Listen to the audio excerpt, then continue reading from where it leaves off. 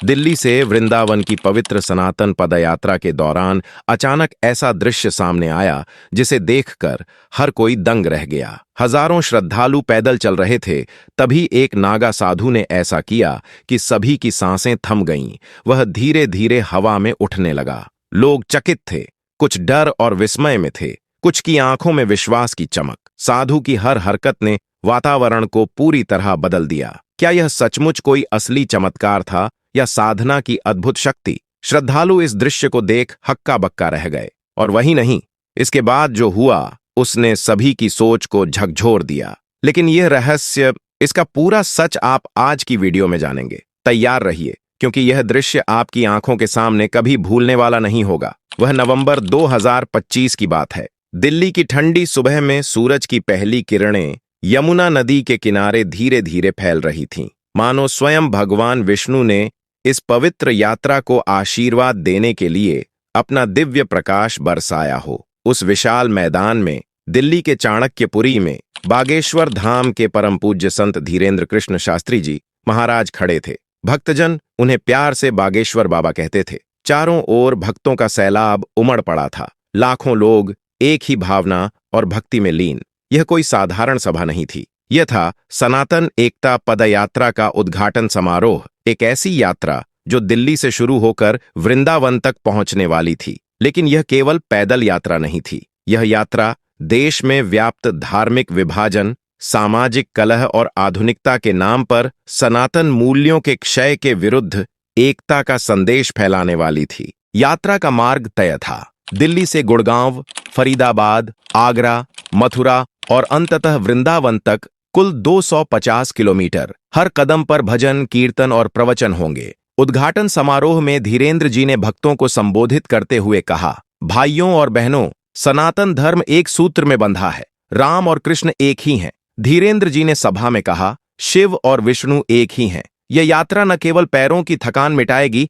बल्कि हृदयों की दूरी भी समाप्त कर देगी। उनकी वाणी में ऐसा जादू था कि सुनने वाला हर कोई आकर्षित हो जाता। चारों ओर केंद्रीय मंत्री, स्थानीय विधायक और सैकड़ों संत महात्मा उपस्थित थे। एक वृद्ध संत स्वामी रामभद्राचार्य जी ने हाथ जोड़कर आशीर्वाद दिया। माहौल इतना पवित्र और ऊर्जा से भरपूर था कि लगता था भगवान स्वयं इस यात्रा में विराजमान हैं। भक्तों को समझाया गया कि आधा अधूरा ज्ञान सुनना या छोड़ देना दुख और पाप का कारण बन सकता है। यही वजह थी कि इस यात्रा की हर घटना को अंत तक देखना आवश्यक था। और हां, अगर आप हनुमान जी के सच्चे भक्त हैं तो इस वीडियो को लाइक करें, चैनल को सब्सक्राइब करें और कमेंट में जय श्री कृष्णा लिखना न भूलें। फिर यात्रा की शुरुआत धूमधाम से हुई। पहले 4 दिनों की चुनौतियां सभी के सामने थीं। धीरेंद्र जी ने लाल झंडा फहराया और भक्तों का जत्था धीरे धीरे चल पड़ा।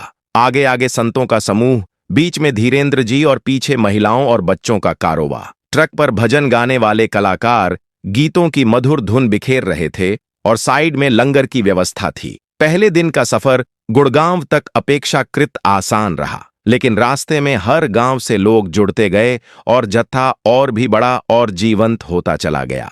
गुड़गांव के एक मैदान में रात का समय था और ठंडी हवा में भक्त ध्यान और भक्ति में लीन थे। उसी समय एक बुजुर्ग किसान रामलाल धीरेंद्र जी के पास आए। उन्होंने श्रद्धा भाव से कहा, महाराज, मैंने सुना है कि आपकी कृपा से बांझ महिलाएं संतान प्राप्त करती हैं। मेरी बहू को भी आशीर्वाद दें। धीरेंद्र जी मुस्कुराए और उनकी आंखों में दयालुता झलकी। ईश्वर की कृपा सब पर है, बस विश्वास रखो, उन्होंने कहा। उस रात सभी भक्त रामचरितमानस का पाठ करते रहे और वातावरण में एक अजीब सी शांति घुल गई, मानो स्वयं देवी देवताओं ने यात्रा का आशीर्वाद भेजा हो। अगले दिन पदयात्रा फरीदाबाद की ओर बढ़ी। सूरज की तेज धूप और गर्मी के बावजूद भक्त उत्साह से भरे हुए थे। उनके पैरों में छाले पड़ गए थे, लेकिन धीरेंद्र जी का जोश और उत्साह देखकर कोई पीछे हटने का साहस नहीं कर पाया। तभी रास्ते में एक अप्रत्याशित घटना हुई। लंगर से भरे ट्रक का टायर फट गया। पूरा जत्था चिंतित हो उठा। धीरेंद्र जी ने शांत स्वर में कहा, यह ईश्वर की परीक्षा है, प्रार्थना करो। उन्होंने तुरंत एक छोटा सा पूजन किया और चमत्कारिक रूप से ट्रक का इंजन बिना किसी रुकावट के चालू हो गया। ड्राइवर ने हैरानी से कहा, महाराज, यह तो चमत्कार है। टायर फटा था, लेकिन गाड़ी चल पड़ी। यह घटना भक्तों के हृदय में उत्साह और श्रद्धा की लहर दौड़ा गई। शाम तक फरीदाबाद पहुंचते पहुंचते जत्था मंदिर में पहुंचा और वहां धीरेन्द्र जी ने प्रवचन देते हुए कहा, सनातन एकता का अर्थ है जाति और धर्म से ऊपर उठना। हम सब भगवान के बच्चे हैं। इस यात्रा में हर कदम, हर अनुभव भक्तों के हृदय में स्थायी छाप छोड़ रहा था। रात का समय था और भक्तों ने कीर्तन में पूरी श्रद्धा से भाग लिया। इसी बीच एक युवा लड़की अनामिका अपनी बीमारी के बारे में बोली। वह कैंसर से जूझ रही थी। धीरेन्द्र जी उसके पास आए, उसके माथे पर हाथ रखा और शांत स्वर में कहा, जाओ, तुम ठीक हो जाओगी। अगले दिन सुबह अनामिका ने विश्वास और आश्चर्य से बताया कि उसकी दर्द रात भर कम हो गई थी। डॉक्टरों ने बाद में पुष्टि की कि उसका ट्यूमर सिकुड़ गया था। यह चमत्कारिक घटना सोशल मीडिया पर फैल गई और यात्रा में शामिल होने वालों की संख्या दोगुनी हो गई। तीसरे दिन यात्रा आगरा की ओर बढ़ी। यमुना का किनारा अब नजदीक था, लेकिन तभी अचानक मूसलाधार बारिश शुरू हो गई। भक्त भीगते हुए आगे बढ़ रहे थे। नदी पार करने के समय खबर आई कि पुल टूट गया है। सभी का हृदय डर और चिंता से भर गया। धीरेन्द्र जी ने धीरज बनाए रखा और बोले, भगवान राम ने लंका पार की थी, हम यह छोटी नदी क्या पार न करेंगे। उन्होंने गंगा माता का जाप शुरू किया और चमत्कारिक रूप से वर्षा रुक गई। नदी का जलस्तर घट गया। इंजीनियर भी आश्चर्यचकित रह गए। उन्होंने कहा, यह असंभव है, लेकिन यह हुआ। भक्तों के चेहरे पर आनंद और विश्वास की लाली फैल गई। आगरा में ताजमहल के पास सभा हुई। वहां मुस्लिम भाइयों ने भी भाग लिया और धीरेन्द्र जी ने कहा, सनातन एकता सभी धर्मों को जोड़ती है। एक मुस्लिम बुजुर्ग ने हाथ जोड़कर कहा, महाराज, आपकी वाणी में सूफी संतों की मिठास है, लेकिन चौथा दिन सबसे कठिन था। एक ऐसा दिन जिसने सभी श्रद्धालुओं की परीक्षा ली और उनकी आस्था को और मजबूत किया। मथुरा के निकटवर्ती गांवों में यात्रा के दौरान अचानक राजनीतिक तनाव उभर आया। कुछ असामाजिक तत्व यात्रा को रोकने की कोशिश कर रहे थे। रास्ते में पथराव हुआ और एक भक्त घायल हो गया। यह देख धीरेन्द्र जी की आंखों में चिंता झलक गई, पर उनकी वाणी में वह स्थिरता थी जो संकट में भी श्रद्धालुओं को विश्वास दिलाती थी। उन्होंने कहा, हिंसा सनातन के विरुद्ध है। प्रार्थना से शत्रु मित्र बन जाते हैं। धीरे धीरे उन्होंने एक हवन किया। जैसे ही अग्नि की लपटें आसमान की ओर उठीं, अचानक हवा का एक तेज झोंका आया, जिसने पत्थराव करने वालों को पीछे हटने पर मजबूर कर दिया। बाद में पुलिस ने कहा कि वे भागे नहीं, बल्कि किसी अदृश्य शक्ति ने उन्हें धकेला। यह चमत्कार श्रद्धालुओं के हृदय में विश्वास की अग्नि और प्रज्वलित कर गया और यात्रा को और भी मजबूत बना दिया। मथुरा पहुंचते ही भक्तों की संख्या करोड़ों में पहुंच गई। रात के समय द्वारकाधीश मंदिर में आरती हुई और चारों ओर घंटियों की मधुर ध्वनि गूंजने लगी। वातावरण पवित्रता और भक्ति से भर गया। पांचवें दिन सूर्योदय के समय यात्रा का जत्था ब्रज क्षेत्र में प्रवेश कर चुका था। वृंदावन अब केवल 20 किलोमीटर दूर था, लेकिन इस दिन कुछ असाधारण होने वाला था। रात भर सोशल मीडिया पर खबरें उड़ रही थीं। बागेश्वर बाबा की यात्रा में चमत्कारों की बौछार। सड़कें पैदल यात्रियों से भर गईं। करोड़ों भक्त एक साथ चलते रहे। हेलीकॉप्टरों से इस अद्भुत दृश्य को कैद किया जा रहा था, मानो कोई महाकुंभ अपने पूरे वैभव में हो रहा हो। महिलाएं कामवड़ लेकर चल रही थीं, बच्चे भगवा झंडे लहरा रहे थे और चारों ओर भजन की मधुर धुनें गूंज रही थीं। हरि ओम तत्सत, जय श्री राम के स्वर वातावरण को पूरी तरह मंत्रमुग्ध कर रहे थे।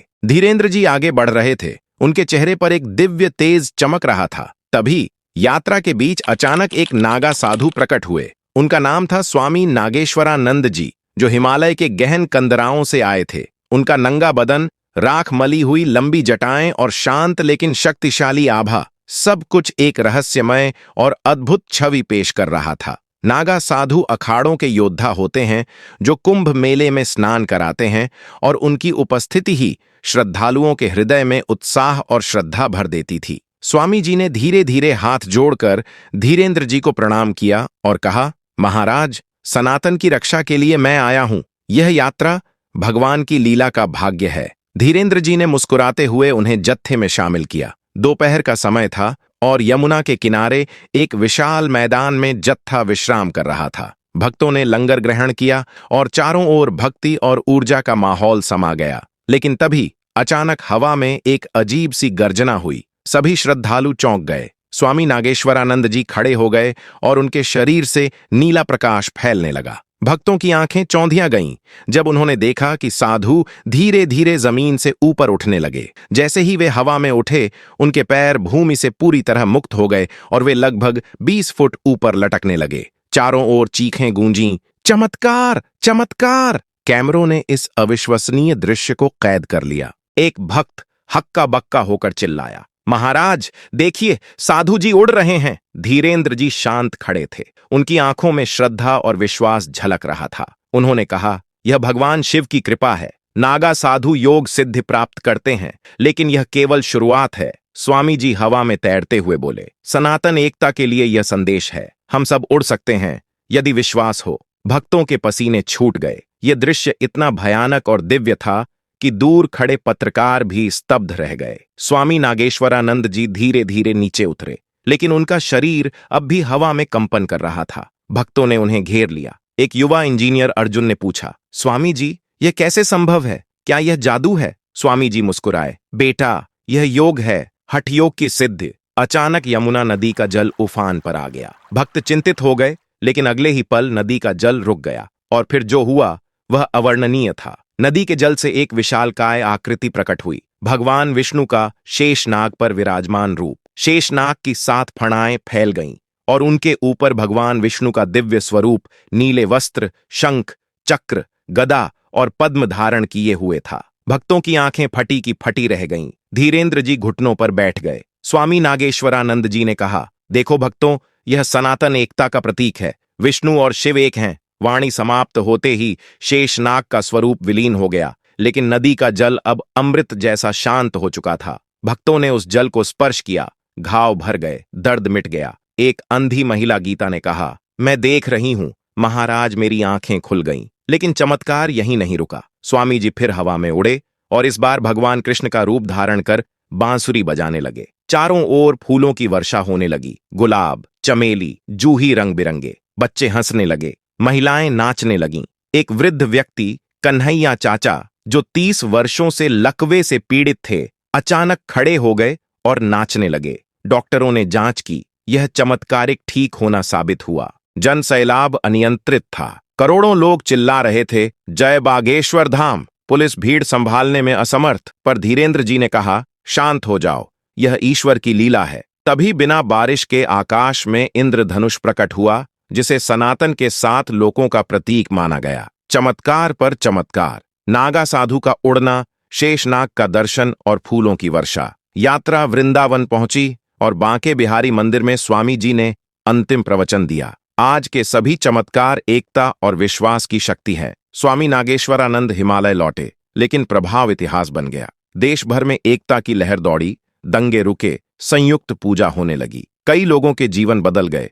अनामिका का कैंसर ठीक हो गया, गीता शिक्षिका बनी, अर्जुन ने सनातन एकता फाउंडेशन शुरू किया। आज नवंबर 2025 में हर सोमवार बागेश्वर धाम में यह कथा सुनाई जाती है और लोग बदल जाते हैं। यह सिर्फ चमत्कारों की कहानी नहीं, विश्वास की कहानी है। जय श्री राम, जय बागेश्वर धाम। दोस्तों, वीडियो को शेयर करें, लाइक करें और कमेंट में लिखें, जय हनुमान जी।